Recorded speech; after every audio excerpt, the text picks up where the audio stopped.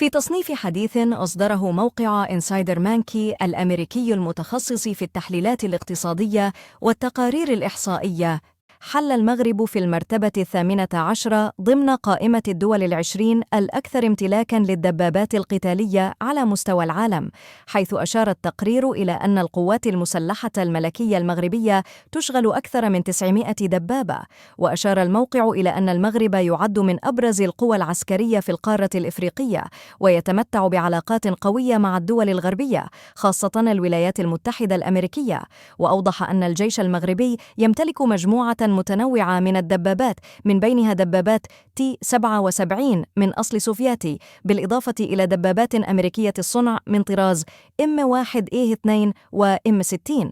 وتصدرت الصين التصنيف العالمي بامتلاكها نحو 6800 دبابة، تلتها روسيا في المركز الثاني رغم خسائرها الكبيرة في أوكرانيا، حيث أكد الجنرال الأمريكي كريستوفر كافولي خلال جلسة في مجلس الشيوخ أن روسيا فقدت أكثر من 4000 دبابة منذ بدء الحرب. أما الولايات المتحدة فجاءت في المركز الثالث بأكثر من 4600 دبابة، تلتها كوريا الشمالية بحوالي 4340 دبابة، معظمها من صنع صيني وروسي.